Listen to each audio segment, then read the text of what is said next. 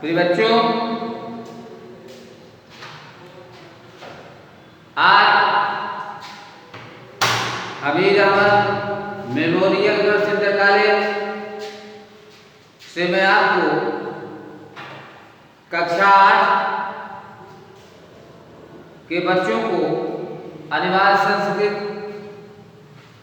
चतुर्थ पाठ पढ़ाने जा रहा हूँ और बच्चे विशेष रूप से ध्यान देंगे। पाठ का नाम है विभक्ति नाम मम प्रयोगा। विभक्ति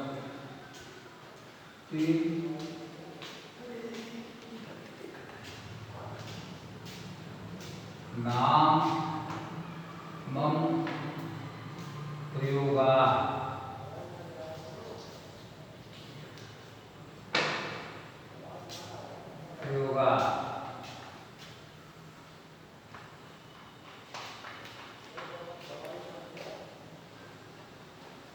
देखिए, अनिवार्य संस्कृत एक ऐसी विषय है कि जब तक आप पुस्तक को सामने रख करके पढ़ेंगे नहीं तब तक आपके समझ में कम आएगा। कक्षा 8 के आप बच्चे हैं, 6-7 में पढ़ भी चुके हैं अनिवार्य संस्कृत, इसलिए पुस्तक को सामने रख करके जो मैं व्याख्या कर रहा हूँ श्लोकों का उसे ध्यानपूर्वक आप पढ़ें। कूलम शीलम च सत्यम च प्रज्ञा तेजो धृति बलम गौरवं प्रत्यय स्नेहो दरिद्रेण विनश्यति। प्रथमा विभक्ति में प्रयोग किया गया है, लिखा गया है कूलम शीलम च सत्यम च प्रज्ञा। कूल शील और सत्य और बुद्धि, तेज, धैर्य, बल, गौरव, प्रेम, दरिद्रेण विनश्यति, दरिद्रता का विनाश कर देती है। अगर आप अच्छे वंश, गुण, सत्य, बुद्धि, तेज, धैर्य, बल, गौरव, प्रेम का अनुपालन करते हैं, दरिद्रेण विनश्यति, तो दरिद्रता का अंत हो जाता है, विनाश हो जाता है। प्रथमा द्वितीय विभक्ति का समायोजन है गुणो भूस्ते रूपम। आप बड़े अच्छे कुल खानदान के हों, बड़े रूपवान हों, आप सुशोभित नहीं होते हैं। आप सुशोभित तभी होंगे जब आपके अंदर गुण पाया जाए। इसी पर लिखा गया है गुणो भूषते रूपम। गुणो माने गुण से, भूषते माने विभूषित होता है, सुंदर लगता है। रूपम रूप, चेहरा, तो अच्छे गुण से रूप जो है सुशोभित होता है।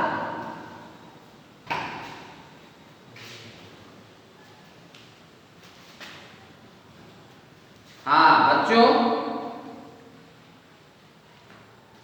शीलम भूस्ते कुलम, शील से कुल खानदान विभूषित होता है। सिद्ध भूस्ते विद्या, विद्या तब आपकी विभूषित होती है, सुशोभित होती है जब सिद्धियों को आप प्राप्त कर लेते हैं। जैसे आपने विद्या अर्जित किया, विद्या अर्जित करने के बाद आप कहीं नियुक्त हुए, तब वो प्राप्त की हुई विद्या आपकी सुशोभित होती रहेगी। भोगो भूस्ते धनम, व्यक्ति अपने जीवन में धन संचय क्यों करता है? रखने के लिए नहीं, देखने के लिए नहीं, उसको खर्च करने के लिए। जब व्यक्ति धन का व्यय करता है, सार्थक व्यय करता है, तब भोग करता है अर्थात खाता है, पीता है, अपने सुख सुविधा के लिए प्रयोग करता है, तब धन वह सुशोभित करता है। भोगो भूषते धनम, धन जो है भोग करने पर, खर्च करने पर व्यक्ति को सुशोभित करता रहता है। प्रथमा तृतीया मृगाः मृगय शाकम् अनुव्रजन्ति गावश्चा गोभिस्तुर्गाः तुर्गः मूर्खश्चा मूर्खः शुद्धिः शुद्धिः समानशीलं वृष्णेषु सख्यम्। मृगाः मृगय, देखिए मृग कहने का तात्पर्य है श्लोक में कि व्यक्ति जिस स्वभाव का होता है उसी ही स्वभाव या उसी ही जात, उसी ही वर्ग से दोस्ती करता है, मित्रता करता है। जैसे आपके श्लोक में दिया क्या गया, मृगाः मृग, मृग जो है वह मृगों के साथ, साकम माने साथ, अनुव्रजन्ति विचरण करते हैं, घूमते हैं। मृग मृगों के समूह में रहते हैं, विचरण करते हैं। गावश्चा गोभ, और गायें गायों के साथ विचरण करती हैं। तुरग, तुरग माने घोड़ा, तुर्ग माने घोड़ों के बहुवचन हो गया। घोड़ा घोड़ों के साथ विचरण करते हैं। इस लाइन को फिर से देखें बच्चे, मृगाः मृगय, मृग मृगों के समूह में विचरण करता है, और साकम माने साथ, अनुव्रजन्ति विचरण करता है, घूमता। गावस च गोभ, गावस माने गायें, च माने और, गोभ माने गायों। गायों के समूह में रहते हैं या विचरण करते हैं। तुर्ग, तुरग, तुरग माने घोड़ा, तुर्ग है घोड़ों के समूह में रहते हैं, विचरण करते हैं। मूर्खश्च मूर्ख है, और मूर्ख व्यक्ति, मूर्ख व्यक्तियों के साथ रहता है। शुद्धि शुद्ध भी, शुद्ध व्यक्ति था सज्जन व्यक्ति, सज्जन व्यक्तियों के साथ रहता है। समानशीलः वृष्णेषु सख्यम्, समान गुण वाले, समान गुण वाले के साथ मित्रता करते हैं। चतुर्थी प्रथम, दानाय लक्ष्मी सुकृत्याय विद्या चिंता पर ब्रह्म विनिश्चाय परोपकाराय वचांसि यस्य बन्धस्य त्रिलोकी तिलकाशयो। दानाय लक्ष्मी, चतुर्थी व्यक्ति है, कर्ता ने कर्म को करण से संप्रदान के लिए, दानाय माने दान के लिए, लक्ष्मी लक्ष्मी होती है। हम आप धन संचय क्यों करते हैं? दान देने के लिए। तो दानाय लक्ष्मी, लक्ष्मी दान देने के लिए होती है। सुकृत्याय विद्या, हम जो विद्या अर्जित करते हैं, सुकृत्याय, सु माने सुंदर अच्छे, कृताय माने कार्य करने के लिए, हम अच्छे कार्य करने के लिए ही विद्या को अर्जित करते हैं, विद्या अर्जन करते हैं। चिंता पर ब्रह्म, ब्रह्म ज्ञान से चिंता को दूर करते हैं। विनिश्चाय, विनाश करने के लिए, ज्ञान को प्राप्त करते हैं, चिंता को दूर करने के लिए। परोपकाराय वचांसि यस्य, यस्य माने जिसकी, परोपकाराय माने परोपकार के लिए, अर्थात दूसरे का कल्याण करने के लिए, भलाई करने के लिए। वचांसि माने वाणी, यस्य माने जो बोलता है, जो दूसरे के उपकार के लिए वाणी बोलता है। बंधस त्रिलोकी तिलकाशयो, बंधस माने वंदनीय होता है, बंद, बंद माने वंदनीय होता है, पूजनीय होता है। त्रिलोक तिलकाशयो, स माने वह, जो माने वह तीनों लोकों के में तिलक के समान, जिस प्रकार से तिलक व्यक्ति के मस्तक पर हमेशा उसको सुशोभित करता है, उसी ही प्रकार से जो परोपकार से भरी हुई वाणी को बोलता है वह तीनों लोकों में तिलक के समान वंदनीय होता है अर्थात पूजनीय होता है। विषाद्यमृतं ग्राहम् अमेद्यापिकाञ्चनं नीचादयो उत्तमा विद्या स्त्रीरत्नं दुष्कुलादपि। जैसा कि बताया गया है, विषाद्यमृतं ग्राहम्, विषाद माने विष, अमृतम माने अमृत, ग्राहम माने ग्रहण कर लेना चाहिए, निकाल लेना चाहिए। जिस प्रकार से विष में पड़े हुए अमृत को हमें ग्रहण कर लेना चाहिए अर्थात निकाल लेना चाहिए, अर्थात बुरे स्थान पर पड़े हुए अच्छे व्यक्ति को हमें जो है वहां से दूर कर लेना चाहिए। अर्थात विषादमृतं ग्राहम्, विष में पड़े हुए अमृत को भी हमें ग्रहण कर लेना चाहिए। जैसे अमेद्यापिकाञ्चनम, कांचनम माने सोना, कंचन सोना, सोना गंदे स्थान पर, अमेद्यप माने गंदे स्थान पर पड़े हुए सोने को भी हमें निकाल लेना चाहिए। नीचादयोत्तमा विद्या, उत्तम विद्या, नीच व्यक्ति के पास से हमें उत्तम विद्या को भी ग्रहण कर लेना चाहिए। देखिए, विद्या या ज्ञान हर व्यक्ति के पास पाई जाती है, लेकिन व्यक्ति वही विद्या को ग्रहण कर पाता है जिसके पास स्वयं की बुद्धि होती है, क्योंकि विद्या किसी की धरोहर नहीं है।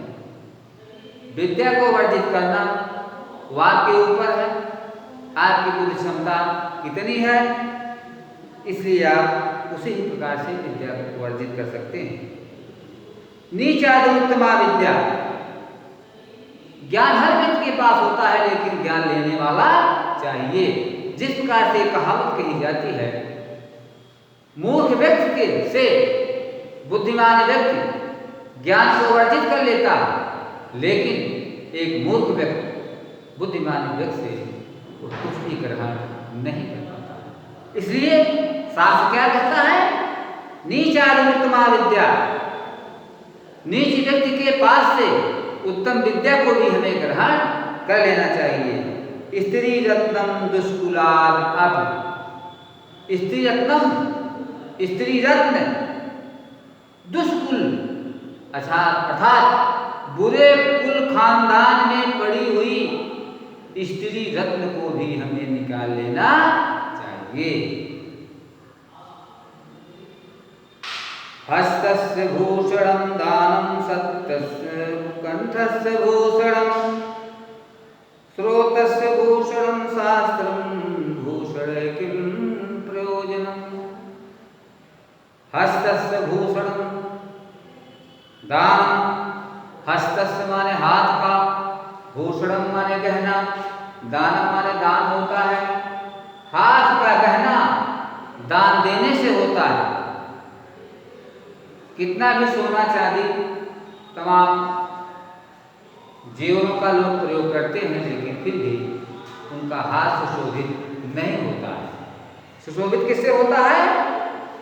हस्तस्य भूषणम दान, दान देने से ही हाथ सुशोभित होता है, गहना है। भूषण माने गहना है।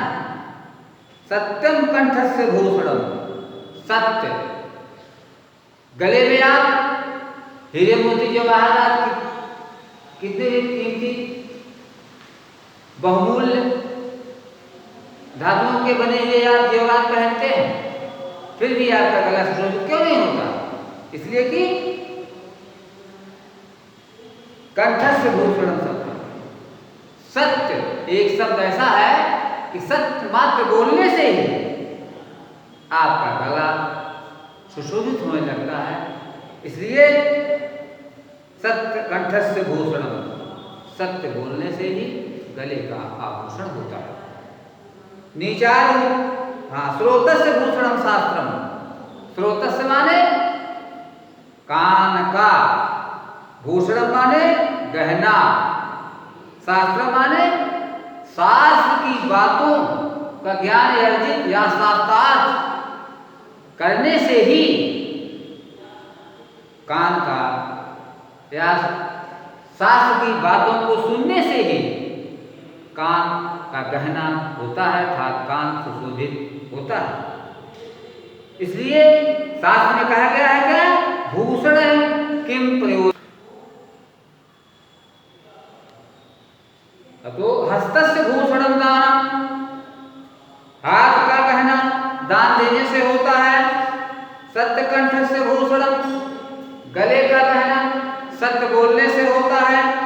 श्रोतस्य भूषणम शास्त्रम, कान का गहना शास्त्र की बातों को सुनने से समझने से होता है। भूषण है किम प्रयोजनम, भूषण माने कहने की, किम माने क्या, प्रयोजन माने जरूरत है, आवश्यकता है। हमें गहने की कोई आवश्यकता नहीं, या गहने की कोई आवश्यकता नहीं। उत्सवे विष्णे चावे दुर्भिक्षे राष्ट्र विप्लवे राजद्वारे शमशाने चा या तिष्ठस्सा बांधव। उत्सव आयोजन में और दुर्दिन आने पर, कष्ट के आने पर, दुख के आने पर, राष्ट्र विप्लवे राष्ट्र संकट के समय, राजद्वार पर, शमशान भूमि पर, या माने जो तिष्ठत माने मिलता है, सब अनुभव वही भाई होता है। तो जैसे विभक्तियों का प्रयोग किया गया,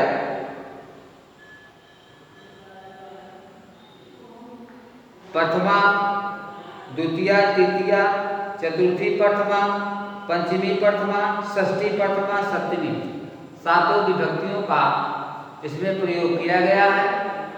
तो आप लोग कक्षा 8 में पहुंच चुके हैं, इसलिए विभक्तियों का ज्ञान बहुत जरूरी है।